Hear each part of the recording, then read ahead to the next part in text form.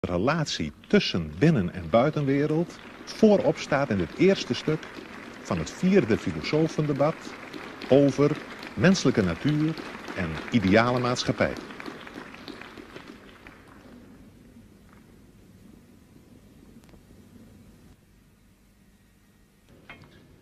Ladies and gentlemen, welcome at the 4th debate of the International Philosophers Project. Tonight's debaters are Mr. Michel Foucault of the Collège de France and Mr. Noam Chomsky of the Massachusetts Institute of Technology. Both philosophers have points in common and points of difference. Perhaps the best way to compare both philosophers is to look at them as mountain diggers working at the opposite sides of the same mountains with different tools without knowing even if they are working in each other's direction. All learning concerning man, ranging from history to linguistics and psychology, are faced with the question whether in the last instance we are the product of all kinds of external factors, or if in spite of our differences we have something we could call a common human nature by which we can call each other human beings. So my first question is to Mr. Chomsky, because you, Mr. Chomsky, employ often the concept of human nature, and even in this connection you are using terms like innate ideas and innate structures. Which arguments can you derive from linguistics in order to give such a central position to this notion of human nature? Well, let me begin in a slightly technical way. A person who's interested in studying language is faced with a very definite empirical problem. He's faced with an organism, a mature, let's say adult speaker, who has somehow acquired an amazing range of abilities which enable him in particular to say what he means, to understand what people say to him, to do this in a fashion that I think it's proper to call highly creative. Now, the person who's acquired this intricate and highly articulated and organized collection of abilities, the collection of abilities that we call knowing a language, that person has been exposed to a certain experience. He has been presented in the course of his lifetime with a certain amount of data, of direct experience with the language. And we can investigate the data that's available to this person. And having done so, in principle, we're faced with a very clear and a reasonably clear and well-delineated scientific problem, namely the problem of accounting for the gap between the really quite small quantity of data, small and rather degenerate quantity of data that's presented to the person, to the child, and the very highly articulated, highly systematic, profoundly organized, resulting knowledge that he somehow derives from this data. Furthermore, even more remarkable, we notice that in a wide range of languages, in fact all that have been studied seriously, there are remarkable limitations on the kinds of system that emerge from the very different kinds of experience to which people are exposed. Well, there's only one possible explanation for, what one can say in a rather schematic fashion, for this remarkable phenomenon, namely the assumption that the individual himself contributes a good deal, an overwhelming part, in fact, of the general schematic structure and perhaps even of the specific content of the knowledge that he ultimately derives from this very scattered and limited experience. That is, to put it rather loosely, the child must begin with the knowledge, certainly not with the knowledge that he's hearing English or Dutch or French or something else, but he does start with the knowledge that he's hearing a human language of a very narrow and explicit type that permits a very small range of variation. And it's because he begins with that highly organized and very restrictive schematism that he's able to make the huge leap from scattered and degenerate data to highly organized knowledge. And I would claim then that this instinctive knowledge, if you like, this schematism that makes it possible to derive complex and intricate knowledge on the basis of very partial data, is one fundamental constituent of human nature. But then I assume that in other domains of human intelligence and other domains of human cognition and even behavior, something of the same sort must be true. Well, the collection of this mass of innate schematisms, innate organizing principles, which guides our social and intellectual and individual behavior, that's what I mean to refer to by the concept of human nature.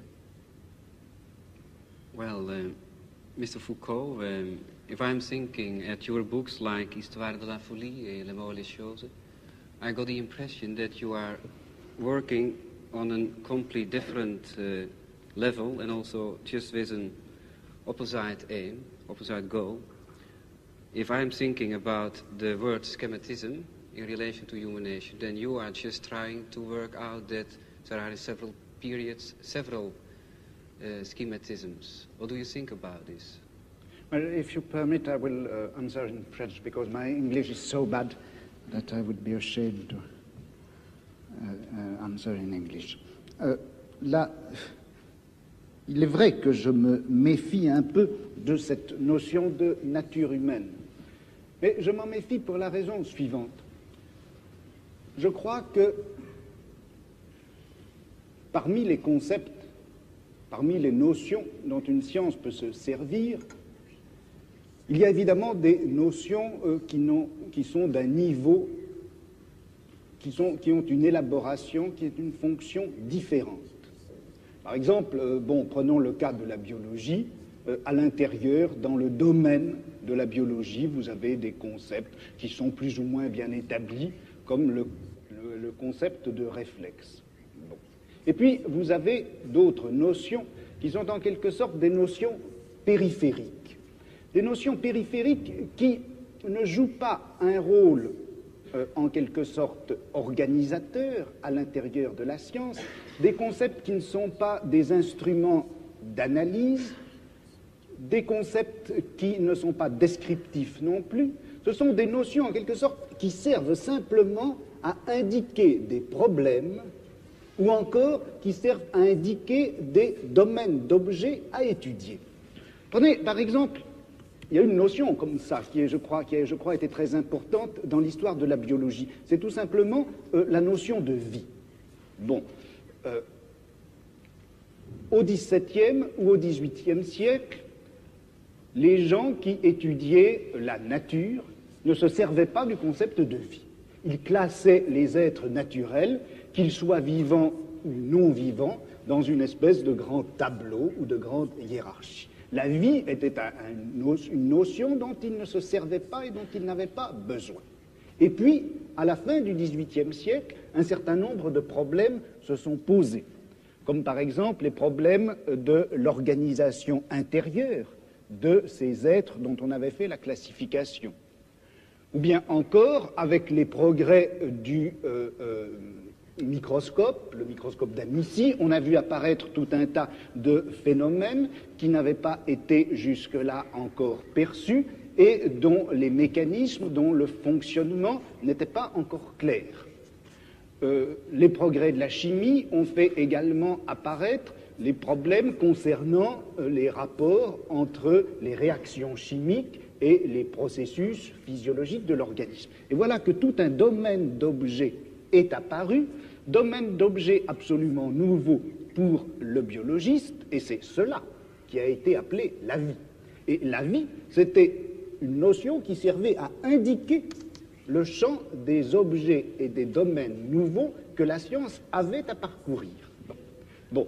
Et je dirais, comme ça, en historien des sciences, si vous voulez, que la notion de vie a été un indicateur épistémologique, un index des problèmes à parcourir, et je me demande si on ne pourrait pas dire la même chose de la nature humaine.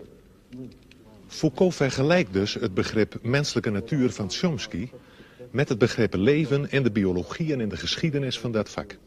En hij doet dat omdat hij dat begrip menselijke natuur eerder ziet als een aanwijzing voor een onderzoeksprogramma dan als een aanwijzing voor het feit dat de mens uit zichzelf zo verschrikkelijk veel klaar zou kunnen spelen. Voor hem is dat begrip menselijke natuur eigenlijk een soort van wetenschappelijk boodschappenlijstje en niet meer dan dat. En Chomsky wil dit wel accepteren als maar duidelijk is dat vakken als biologie, fysiologie en neurologie voorlopig nog helemaal niet over de middelen beschikken om die menselijke natuur en dat taalvermogen adequaat te kunnen beschrijven. Vrij vroeg is het debat zo aangeland op een punt waar het gespreksleider elders de grootste moeite zal kosten om de partners met elkaar in contact te houden. Voor een deel ligt het natuurlijk aan de taal die ze spreken, maar voor een veel groter deel ligt dat aan het feit dat Chomsky en Foucault ieder in een verschillende denkwereld zitten, zodat hun begrippen heel gemakkelijk langs elkaar heen glijden. We krijgen eigenlijk het merkwaardige schouwspel te zien van twee breinen die gelijktijdig aan het denken zijn en om de beurt een begrip oppikken uit het betoog van de ander, om dit begrip dan vervolgens te belichten vanuit hun eigen denksysteem. Daarbij speelt dus voor Chomsky een grote rol dat begrip creativiteit, waarover nu een heel groot stuk van het debat zal gaan. Voor Chomsky is creativiteit eigenlijk een kenmerk van alle mensen. Iedereen werkt ermee. De verkeersdeelnemer, die ter plaatse in een onverwachte situatie moet gaan bedenken wat hij zal doen. De opvoeder, die niet terug wil vallen op autoritaire gedragspatronen en tegenover een lastige pupil zelf nieuw gedrag moet uitvinden. Maar vooral geldt deze creativiteit voor het kind dat een taal leert en dat daarbij merkwaardigerwijze leert om zelf nieuwe taal te produceren, te maken. Foucault staat daar tegenover. Hij vraagt voortdurend de aandacht voor het zogenoemde epistemologische veld waarbinnen de menselijke activiteit plaatsvindt.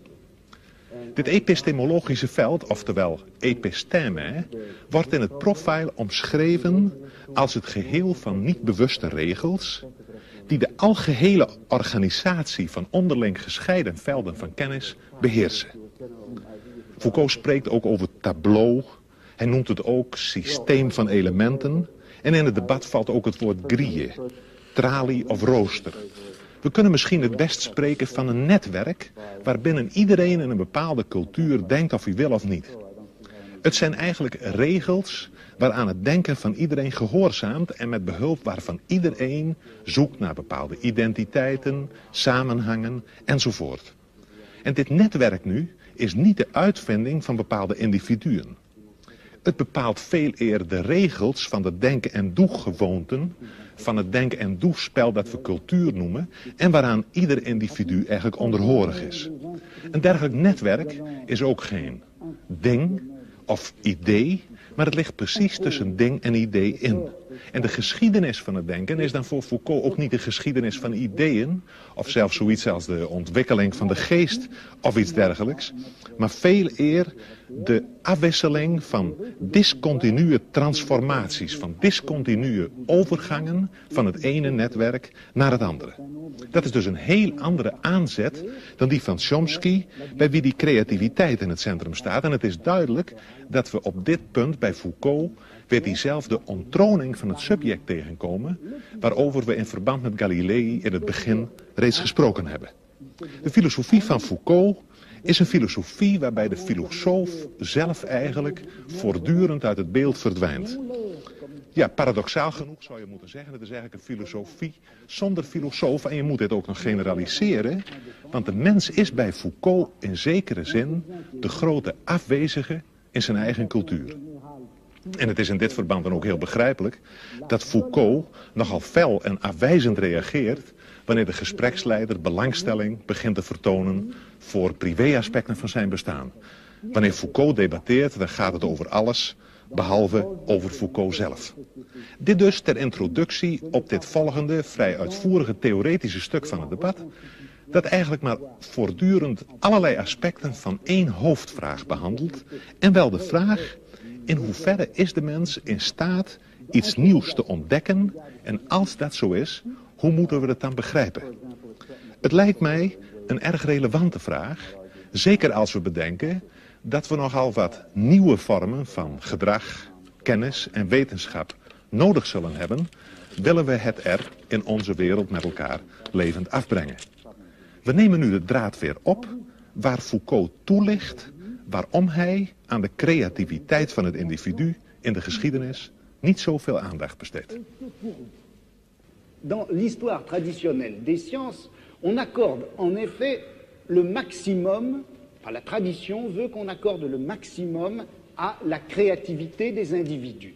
L'histoire des sciences, jusqu'à ces dernières années, consistait essentiellement à montrer en quoi un individu, que ce soit Newton ou que ce soit Mendel, peu importe, avait été effectivement le créateur ou le découvreur plutôt d'une vérité qui était là, inscrite dans les choses et dans le monde, et que personne avant eux n'aurait vu. Le postulat qu'il y a, je crois, qui dort en quelque sorte sous l'histoire des sciences traditionnelles, c'est ceci, c'est que la vérité est là pour être connue et que pourtant l'esprit de l'homme, par la suite, par l'effet d'un certain nombre d'inhibitions ou d'obstacles, n'est pas parvenu à voir cette vérité. L'esprit de l'homme est fait pour voir la vérité et un obstacle contingent l'en empêche. Cet obstacle, ça peut être, eh bien, selon les historiens, les conditions économiques et sociales, ou ça peut être la forme des mentalités, ou ça peut être la crédulité, les vieux thèmes et mythes religieux, par exemple, ou moraux, enfin tout ceci qui constitue comme les obstacles, les écailles sur les yeux de celui qui voudrait voir. Mais en droit, l'esprit est fait pour voir, en droit, l'esprit est fait pour avoir accès à la vérité. Dans cette conception traditionnelle de l'histoire des sciences, d'une part, si vous voulez, on donne toute la créativité à l'individu, qui est en droit possesseur de la vérité, et puis on la lui retire par le système des obstacles qui viennent d'une façon tout à fait contingente l'empêcher de saisir, de formuler, de construire cette vérité à laquelle il a droit en principe. Bon. Alors, moi, le problème qui s'est posé à moi, c'était précisément un peu l'inverse. Parce que qu'est-ce qui se passe quand on assiste à une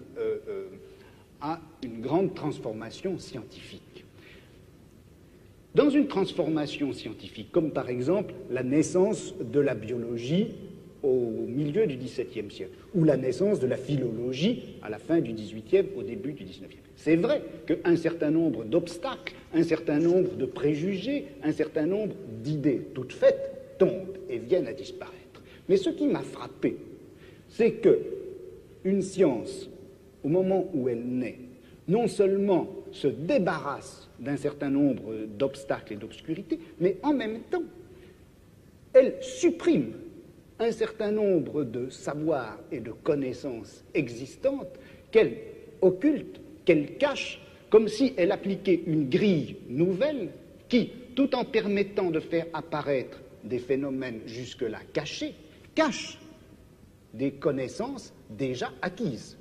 Donc, une science, le progrès d'une science, l'acquisition d'une science, c'est pas simplement l'oubli des vieux préjugés, ce sont pas simplement les obstacles qui tombent, c'est une véritable nouvelle grille qui cache un certain nombre de choses et du coup fait apparaître. Donc, quand je critique la notion de créativité, je veux dire par là que, en fait, la vérité ne s'acquiert pas comme une sorte de création continue et cumulée, mais comme un jeu de grilles qui s'appliquent les unes sur les autres, cachées. I think in part we're slightly talking in cross purposes because of a different use of the term creativity. In fact, I should say that my use of the term creativity is a little bit idiosyncratic, and therefore the onus falls on me, not on you in this case. But when I speak of creativity, I'm not attributing to the concept the notion of value that is normal when we speak of creativity. That is, when you speak of scientific creativity, you're speaking properly of the achievements of a Newton. But in the context in which I've been speaking about creativity, it's a normal human event. I'm speaking of the kind of creativity that any child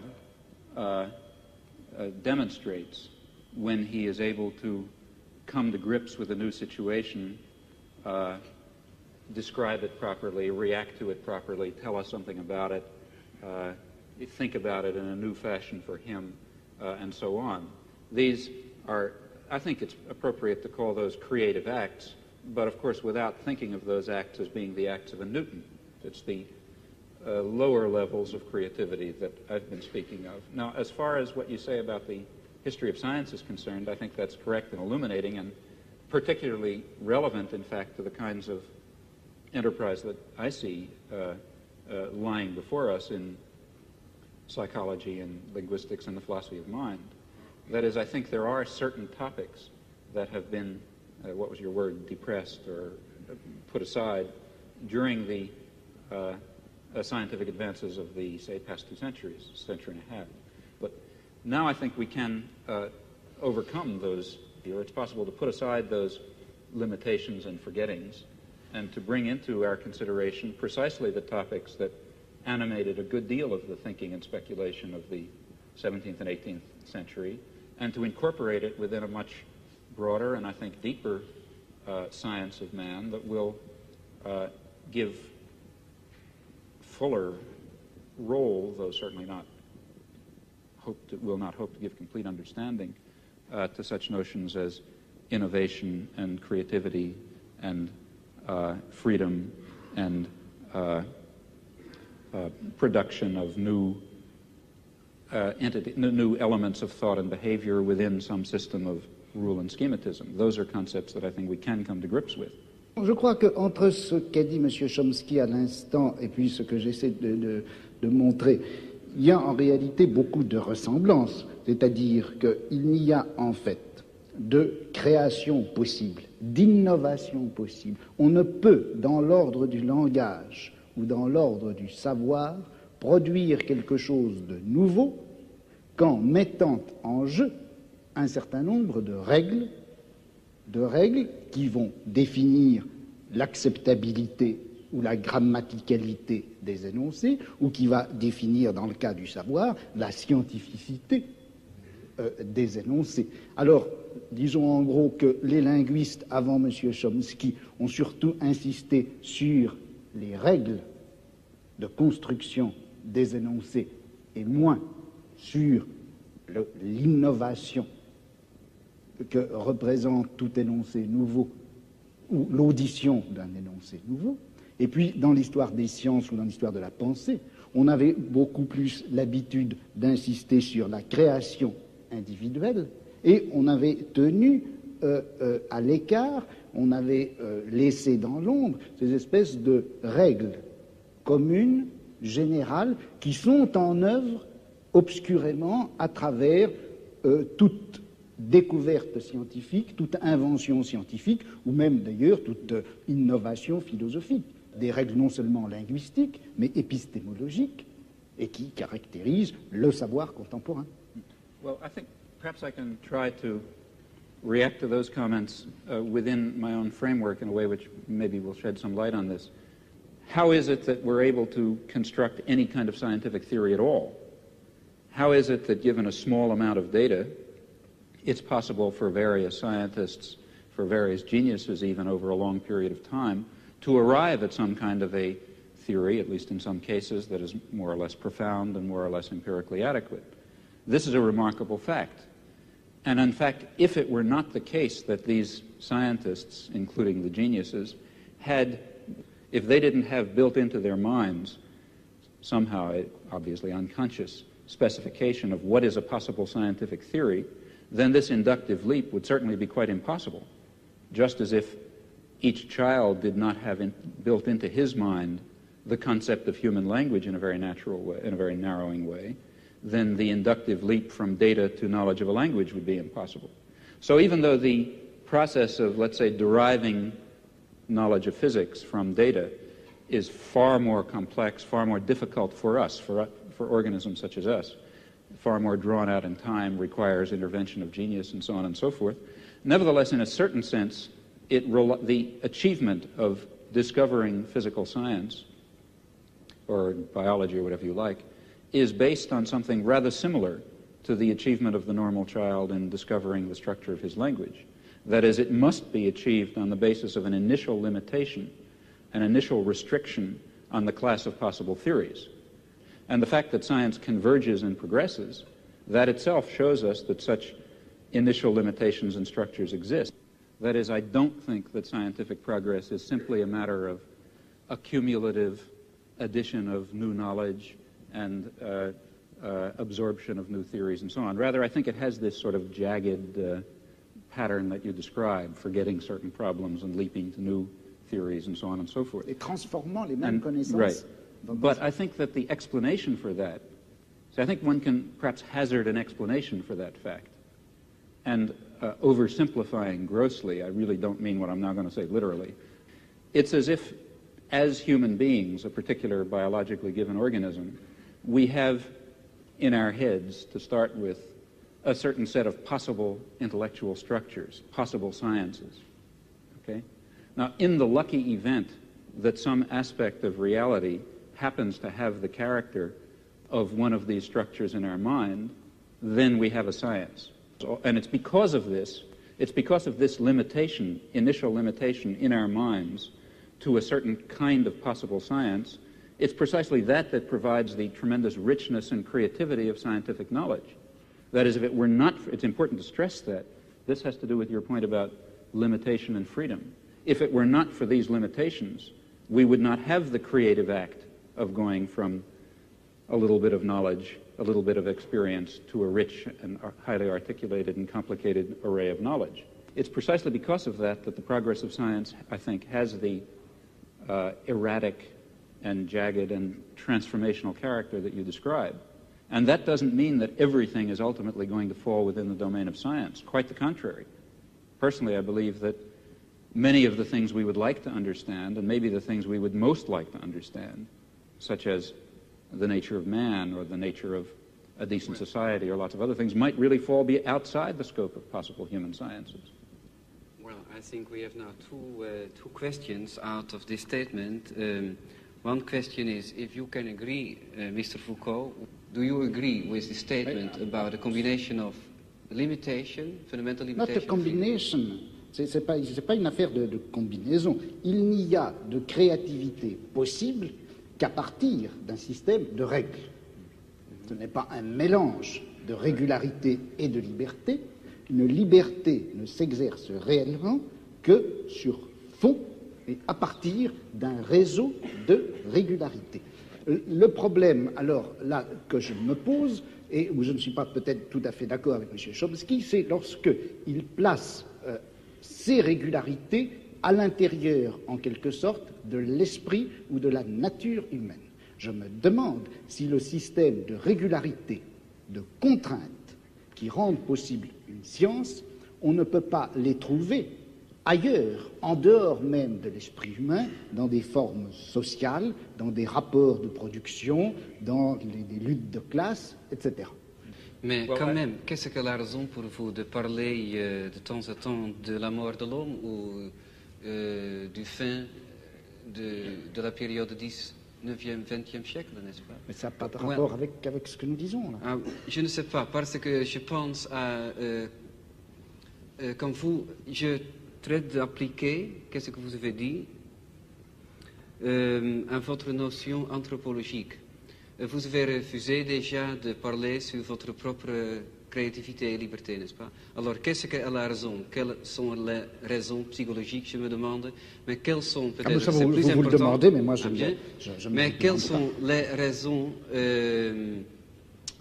laissons-nous dire, plus objectives peut-être pour vous, votre conception de savoir, de la connaissance, de la science, pour refuser de répondre à des questions personnelles, n'est-ce pas? Ça a à faire quelque chose avec votre conception de la société. Alors, quand il y a un problème ici pour vous, qu'est-ce que sont les raisons de faire un problème d'une question personnelle? Non, je ne fais pas du tout un problème d'une question personnelle, je fais d'une question personnelle une absence de problème. C'est-à-dire que dans toute l'histoire traditionnelle de la pensée, des idées et des sciences, on s'est toujours posé le problème de savoir à quel âge Newton avait dû être sevré pour concevoir la gravitation universelle. À quelle époque est-ce que Cuvier avait rencontré sa première maîtresse pour pouvoir finalement découvrir les fossiles, l'anatomie comparée, etc. Ce genre d'analyse, enfin que je caricature, ce genre d'analyse est, je crois, sans intérêt. Il est beaucoup plus intéressant de saisir les transformations d'un savoir en général à l'intérieur à la fois du domaine général des sciences et également de ce domaine en quelque sorte vertical que constitue une société, une culture, une civilisation à un moment donné. Et quand on saisit l'ensemble de la transformation, à ce moment-là, eh bien, on s'aperçoit que les petits événements individuels de la vie du savant n'est pas important. Opnieuw verdwijnt in deze laatste opmerking van Foucault het individuele leven van de geleerde onderzoeker uit het beeld. Maar hoe zit het dan met de verhouding van de mens tot zijn cultuur als het gaat over de politiek en misschien zelfs over de vraag hoe je die cultuur en die maatschappij kunt veranderen? Immers, men kan wel laten zien dat in de geschiedenis van de wetenschap en in de geschiedenis van de cultuur de inbreng van het individu een vrijwel te verwaarlozen rol speelt. De vraag, hoe moet ik handelen, de politieke vraag, blijft desalniettemin recht overeind staan. En het zal na het voorgaande misschien al duidelijk zijn dat die politieke vraag in het perspectief van Foucault heel sterk wordt tot de vraag: in hoeverre kan de mens ontsnappen aan zijn eigen cultuur? Daarbij is het wel van belang om op te merken dat Foucault zich helemaal niet wil distancieren van de politiek. Integendeel, hij zegt ergens: wat zou ik ideologisch verblind moeten zijn om me niet te interesseren voor datgene wat het meest wezenlijke is in het menselijk bestaan. Economische verhoudingen, machtsverhoudingen en noem maar op. Chomsky en Foucault zijn het dus wel eens over het belang van de politieke vraagstelling. Het is misschien ook wel informatief om nog eventjes uitdrukkelijk te zeggen dat Chomsky zijn politieke standpunt betitelt als anarcho-syndicalisme. Hij is van mening dat het noodzakelijk is de verschillende vormen van kapitalisme op te heffen en te doorbreken ten bate van de directe participatie van de arbeider in arbeidersraden enzovoort.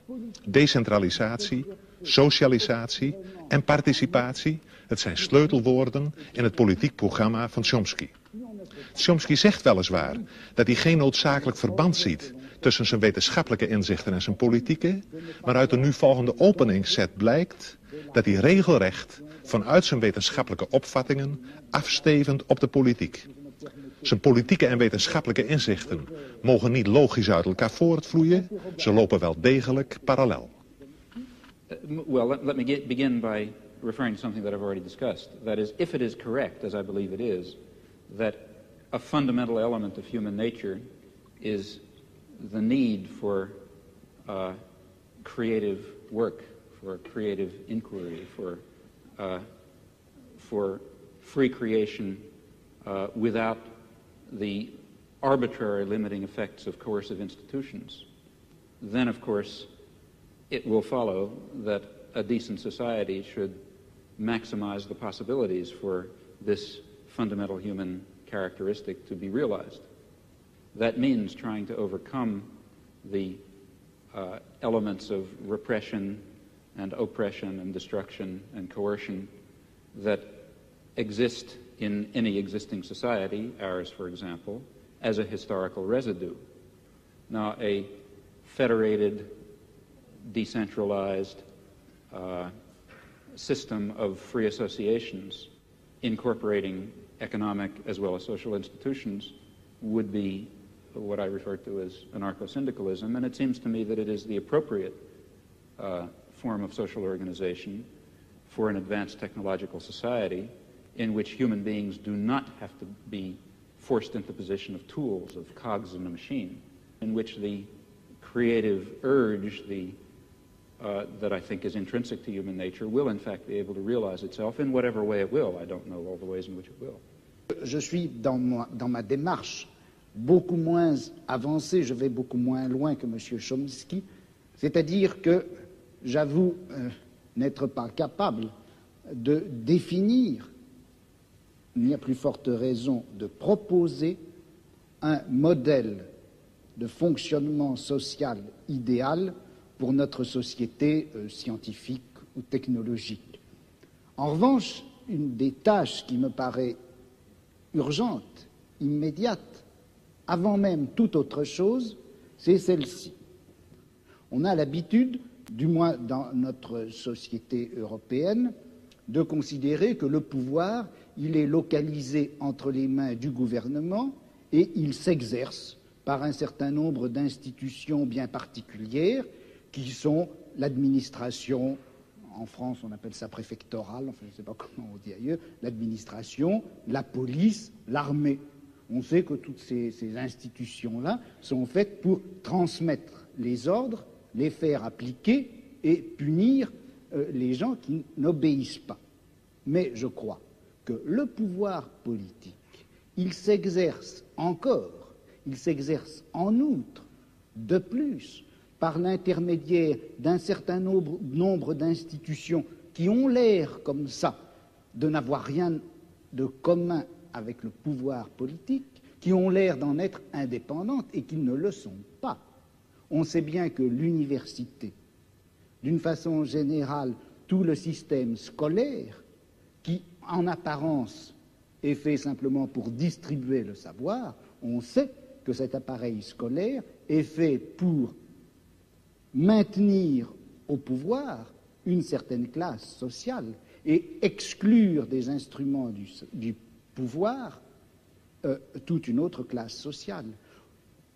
Quelque chose comme la psychiatrie, qui en apparence aussi n'est destinée qu'au bien de l'humanité et à la connaissance des psychiatres, la psychiatrie est encore une certaine manière de faire peser un pouvoir politique sur un groupe social. La justice également. Bon, et il me semble que la tâche politique actuelle dans une société comme la nôtre, c'est de critiquer le jeu des institutions apparemment les plus neutres et les plus indépendantes, de les critiquer, de l'attaquer de telle manière que la violence politique qui s'exerçait obscurément en eux surgisse et pour qu'on puisse lutter contre elle. À vouloir tout de suite, enfin si on cherche tout de suite à donner le profil et la formule de la société future, sans avoir bien fait la critique de tous les rapports de violence politique qui s'exercent dans notre société, on risque de les laisser se reconstituer, même à travers des formes aussi nobles, apparemment aussi pures que celles du syndicalisme anarchiste. Yes, I would certainly agree with that, not only in theory but also in action. That is, there are two intellectual tasks. One, and the one which I was discussing, to try to create the vision of a future just society. Another task is to understand very clearly the nature of power and oppression and terror and destruction in our own society. And that certainly includes the institutions you mentioned, as well as the central institutions of any industrial society, namely the economic, commercial, and financial institutions, in particular, in the coming period, the great multinational corporations, which are not very far from us physically tonight. Those are the basic institutions of oppression and coercion and autocratic rule that appear to be neutral. After all, they say, well, we're subject to the democracy of the marketplace. Still, I think it would be a great shame to lose or to put aside entirely the somewhat more abstract and philosophical, if you like, task of trying to draw the connections between a concept of human nature that gives full scope to freedom and dignity and creativity and other fundamental human characteristics, and relates that to some notion of social structure in which those properties could be realized, in which meaningful human life could take place. And in fact, if we are thinking of social transformation or social revolution, though it would be absurd, of course, to try to draw out in detail the point that we're hoping to reach, still we should know something about where we think we're going. And such a theory may tell it to us. Oui, mais alors là, est-ce qu'il n'y a pas un danger? Si on dit qu'il existe une certaine nature humaine, que cette nature humaine n'a pas reçu dans la société actuel les droits et les possibilités qui lui permettraient de se réaliser. C'est bien ce que vous avez dit, je crois. Et si on admet cela, est-ce qu'on ne risque pas de définir cette nature humaine à la fois idéale et réelle, cette nature humaine cachée et réprimée jusqu'à présent, est-ce qu'on ne risque pas de la définir dans des termes que nous empruntons à notre société, à notre civilisation, à notre culture? Je vais prendre un exemple qui est un peu caricatural, mais le marxisme d'une certaine époque, à la fin du XIXe, au début du XXe siècle, le marxisme admettait en effet que dans la société capitaliste, l'homme ne recevait pas toutes ses possibilités de développement et de réalisation, que la nature humaine était effectivement aliénée dans le système capitaliste. Et le marxisme rêvait d'une nature humaine enfin libérée. Or, cette nature humaine, quel modèle utilisait-il le marxisme de cette époque-là, du XIXe, du début du XXe siècle, quel modèle utilisait-il pour la concevoir, pour la rêver? C'était en réalité le modèle bourgeois. Le marxisme a considéré qu'une société heureuse, c'était une société qui faisait place, par exemple, à une sexualité de type bourgeois, à une famille de type bourgeois, à une esthétique de type bourgeois. Et c'est d'ailleurs tellement vrai que c'est comme ça que ça s'est passé en Union soviétique, où sous prétexte de réaliser une société où l'homme réaliserait enfin sa nature, on a reconstitué une espèce de société à la fois réelle et utopique qui est transposée de la société bourgeoise du XIXe siècle. De sorte que, est-ce que la notion de nature humaine, vous-même, en commençant, vous reconnaissiez, je crois qu'on ne savait pas très bien ce que c'était que cette nature humaine.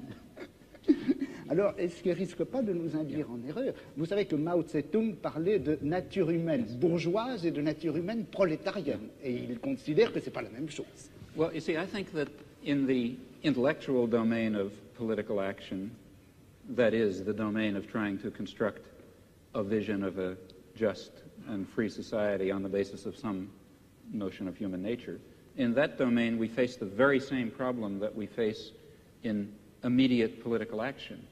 For example, to be quite concrete, a lot of my own activity really has to do with the Vietnam War, and a good deal of my own energy goes into civil disobedience. Well, civil disobedience in the United States is an action undertaken in the face of considerable uncertainties about its effects. For example, it threatens the social order in ways which, let's say, one might argue, bring on fascism. That would be very bad for America, for Vietnam, for Holland, and for everyone else. So there's a danger, that is one danger in undertaking this concrete act.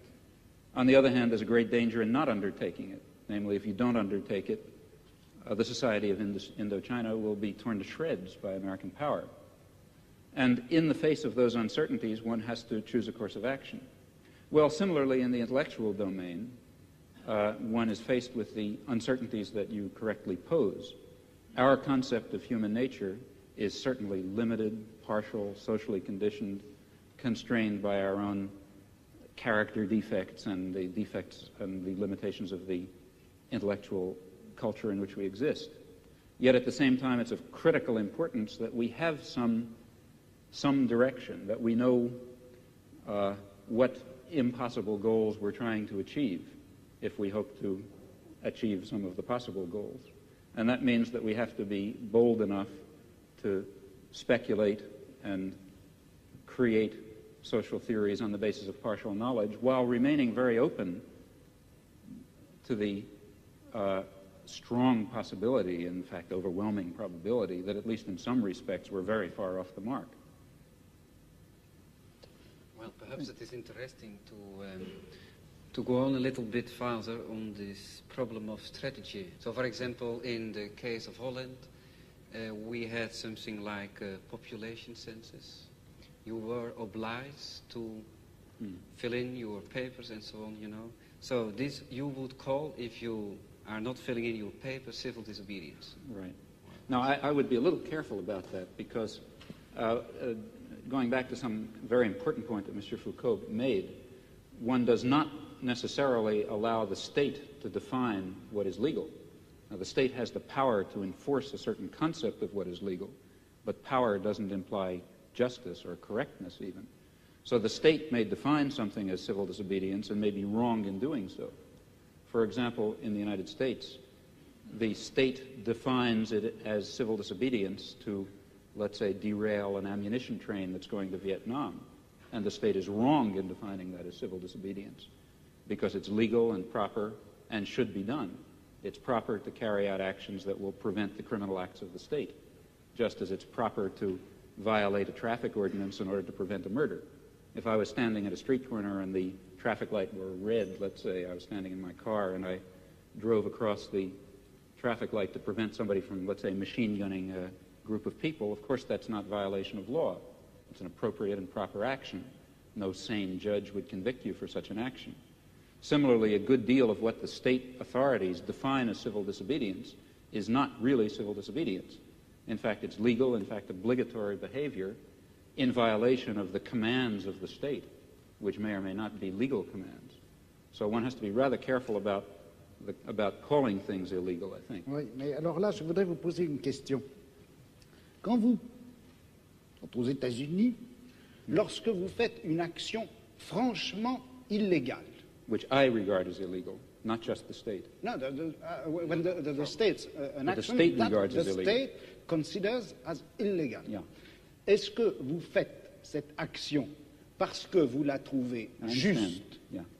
en vertu d'une justice idéale, ou bien est-ce que vous la faites parce que Yeah. la guerre de classe Yes. la rend utile et nécessaire? Well, Est-ce que vous vous référez à une justice idéale? Voilà again, le problème. very often when I do something which the state regards as illegal, I regard it as legal. Yes, that's because I regard the state as criminal. Alors- But in some instances, that's not true. That is, let me be quite concrete about it and move from the area of class war to imperialist war, where the situation is somewhat clearer and easier. Take international law, a very weak instrument as we know, but nevertheless it incorporates some rather interesting principles. Well, international law in many respects is the instrument of the powerful. That is, international law permits much too wide a range of international forceful intervention in support of existing power structures that define themselves as states and against the interests of masses of people who happen to be organized in opposition to states. But, in fact, international law is not solely of that kind. And, in fact, there are interesting elements of international law, let's say embedded in the United Nations Charter, which permit, in fact, I believe, require the citizen to act against his own state in ways that the state will falsely regard as criminal. But nevertheless, he's acting legally, because international law also happens to prohibit the threat or use of force in international affairs, except under some very narrow circumstances, of which, for example, the war in Vietnam is not one, which means that in the particular case of, let's say, the Vietnam War, the one that interests me most, the American state is acting in a criminal capacity, and people have the right to stop criminals from murdering people. Just because the criminal happens to call your action illegal when you try to stop him, that doesn't mean it is illegal. I mean, a perfectly clear case of that is the present case of the Pentagon Papers in the United States, which I suppose you know about. Reduced to its essentials and forgetting legalisms, what is happening is that the state is trying to prosecute people for exposing its crimes. That's what it amounts to. C'est donc au nom d'une justice plus pure que vous critiquez le fonctionnement de la justice.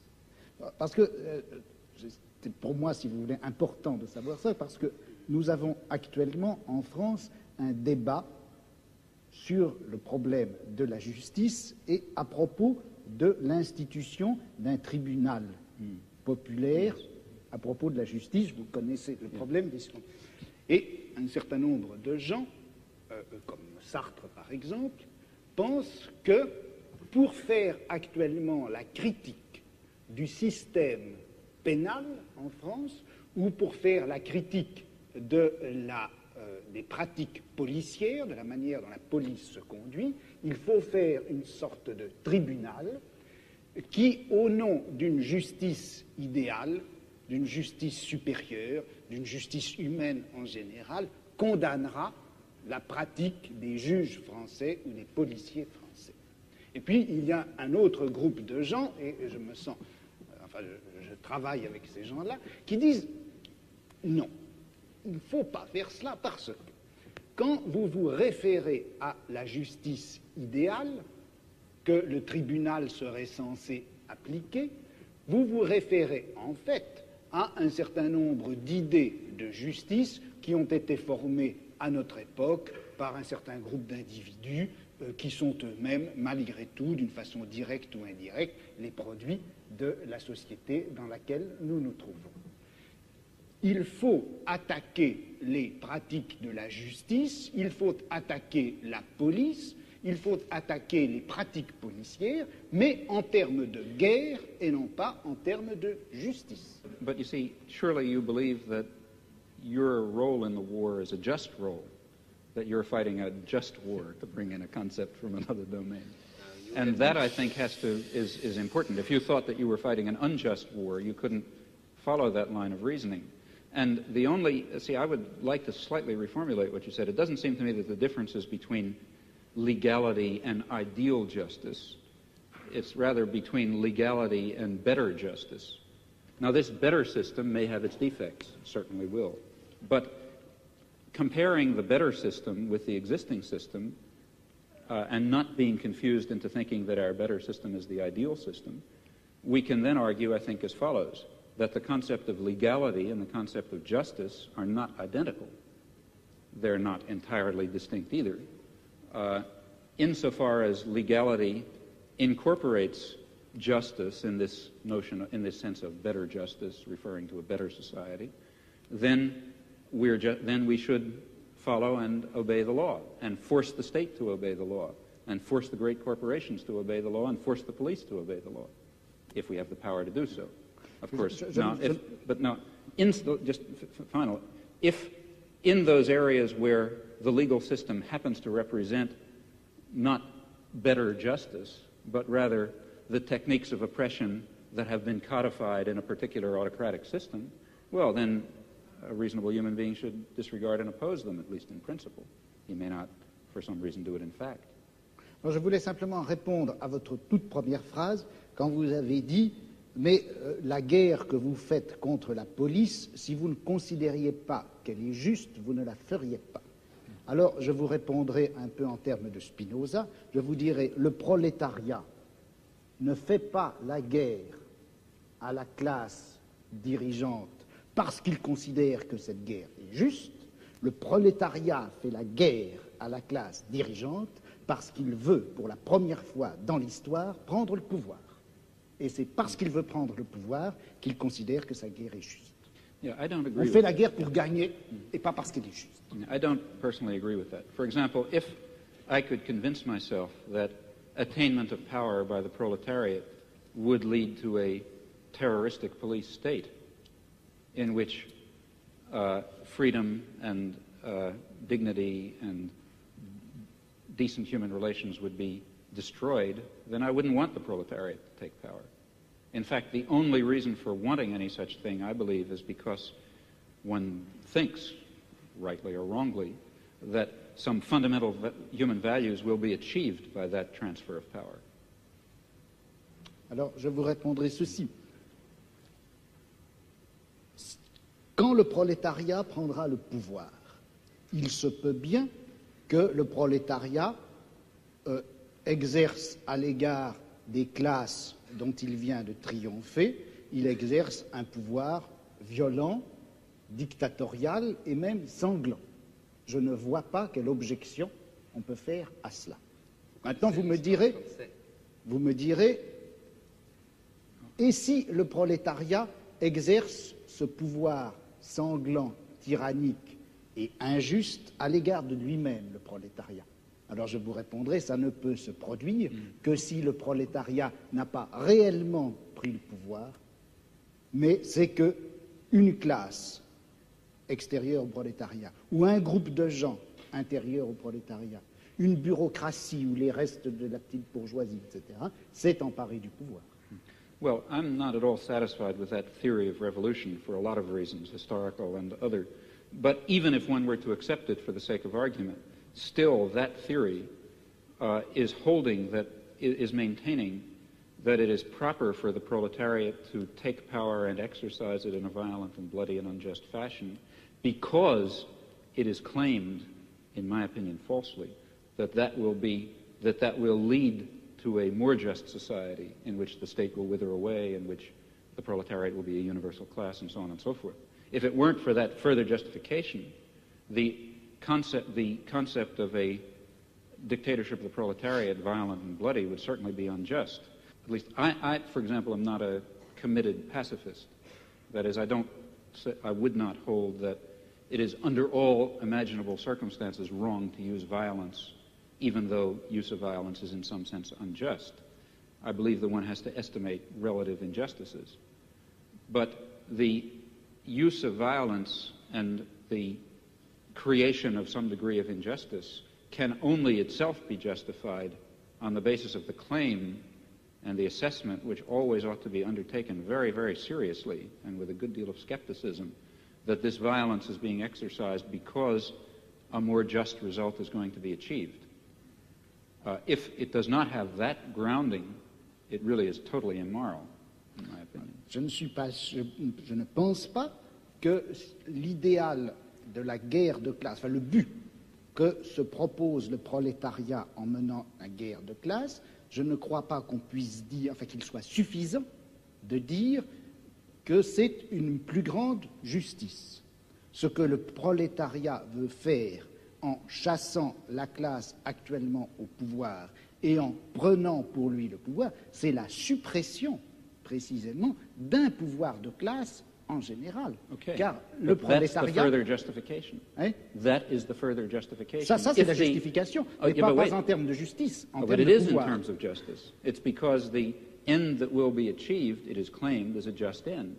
If no Leninist or whatever you like would dare to say we have a right to take power, let's say we, the proletariat, and then throw everyone else into crematoria, let's say. I mean, if that were the consequence of the proletariat taking power, of course it would not be appropriate. The idea is, and as for reasons I mentioned, I'm skeptical about it, that a period of violent dictatorship, of perhaps violent and bloody dictatorship, is justified because that will mean the submergence and termination of class oppression, a proper end to achieve in human life. Mais il me semble que de toute façon, la notion même de justice fonctionne à l'intérieur de la société de classe comme revendication du côté de la classe opprimée et comme justification du côté de la classe oppressive. I don't agree with that. Et dans une société sans classe, je ne suis pas sûr qu'on ait encore à utiliser cette notion de justice. Yeah. Well, here I really disagree. I think that there is a sort of an absolute basis. If you press me too hard, I'll be in trouble because I can't sketch it out. But some sort of an absolute basis ultimately residing in fundamental human qualities in terms of which a real notion of justice is grounded. And I think that our existing systems of justice I think it's too hasty to characterize our existing systems of justice as merely systems of class oppression. I don't think that they are that. I think that they embody systems of class oppression, and they embody elements of other kinds of oppression. But they also embody a kind of a groping towards the true humanly valuable concept of justice and decency and love and kindness and sympathy and so on, which I think are real. Bon, est-ce que j'ai du temps pour répondre? Oui, Combien? Parce que 2 minutes. Ben, moi, je dirais que c'est injuste. Absolutely unjust. Non, mais bon, je ne veux pas répondre en si peu de temps. Je dirais simplement ceci. Je ne peux pas m'empêcher, contrairement à ce que vous pensez, je ne peux pas m'empêcher de croire que cette notion de nature humaine, cette notion de bonté, de justice, d'essence humaine, de réalisation de l'essence humaine, tout ça Ce sont des notions et des concepts qui ont été formés à l'intérieur de notre civilisation, dans notre type de savoir, dans notre forme de philosophie, et que par conséquent, ça fait partie même de notre système de classe, et qu'on ne peut pas, aussi regrettable que ce soit, on ne peut pas faire valoir ces notions pour décrire ou justifier un combat qui doit en principe bouleverser les fondements mêmes de notre société. Il y a là une extrapolation dont je n'arrive pas à trouver la justification historique. Well, I think we can start immediately the discussion. And Mr. Chomsky, I would ask you one question. In your discussion, you had the vocabulary proletariat. We, as proletarian, it's the irony of history that at the moment, young intellectuals coming from middle class and upper class call themselves proletarians and say we must join the proletarians. But I don't see any class-conscious proletarians. That's a great dilemma. It is not true in our given society that all people are doing useful, productive work or self-satisfying work. Obviously, it's very far from true. Those people. Lots of people who are excluded from the possibility of productive labor. And I think the revolution, if you want, should be in the name of all human beings. But it will have to be conducted by certain categories of human beings, and those will be, I think, the human beings who really are involved in the productive work of society. Now, what that is will differ depending on the society. In our society, it, I think, includes intellectual workers. So I think that the student revolutionaries, if you like, have a point, a partial point. That is, it's a very important thing in a modern, advanced industrial society. It's very important how the trained intelligentsia identify themselves, if they're going to be technocrats, let's say, or servants of either the state or private power, or alternatively, whether they're going to identify themselves as part of the workforce who happen to be doing intellectual labor. If the latter, then they can and should play a decent role in a progressive social revolution. If the former, then they're part of the class of the oppressors. I have an additional, one small additional question or more remark to you. That is that you, with your very courageous attitude towards the war in Vietnam, how can you survive in an institution like MIT, which is known here as one of the great war contractors and intellectual makers of this war? There are two aspects to that. One is the question how MIT tolerates me, and the other question is how I tolerate MIT. Well, as to how MIT tolerates me, here again I think one shouldn't be overly schematic. It's true that MIT is a major institution of war research, but it's also true that it embodies very important libertarian values, which are, I think, quite deeply embedded in American society, fortunately for the world. They're not deeply embedded enough to save the Vietnamese, but they're deeply enough embedded to prevent far worse disasters. And here I think one has to be a bit qualified. That is, there is imperial terror and aggression, there is exploitation, there is racism, lots of things like that. But there's also a real concern coexisting with it for individual rights of a sort which, for example, are embodied in the Bill of Rights, which is by no means simply an expression of class oppression. It is also an expression of the necessity to defend the individual against state power. Now, these things coexist, you know. It's not that simple. It's not just all bad or all good. And it's because it's the particular balance in which they coexist that makes it, that makes an institute that produces weapons of war be willing to tolerate, in fact, you know, in many ways even encourage, to be quite honest, a person who's involved in civil disobedience against the war. Now, as to how I tolerate MIT, that raises another question. There are people who argue, and I've never understood the logic of this, that a radical ought to dissociate himself from all oppressive institutions. That is, the logic of that argument is that Karl Marx shouldn't have studied in the British Museum, which, if anything, was the symbol of, the most vicious imperialism in the world, the place where all the treasures of empire were gathered, the rape of the colonies was all poured in there, and so on and so forth. But I think Karl Marx was quite right in studying in the British Museum. He was right in using the resources and, in fact, the liberal values of the civilization that he was trying to overcome against it. And I think the same applies in this case. But aren't you afraid that your presence at MIT gives them a clean conscience? I don't see how, really. I mean, I think my presence at MIT serves marginally to, I hope a lot, I don't know how much, to increase student activism against a lot of the things that MIT stands for example. Ladies and gentlemen, I think this has to be the end of the debate. Mr. Chomsky, Mr. Foucault, I thank you very much for your far-going discussion, both the technical, theoretical way as the political way. I thank you very much both at the part of the audience here and at home.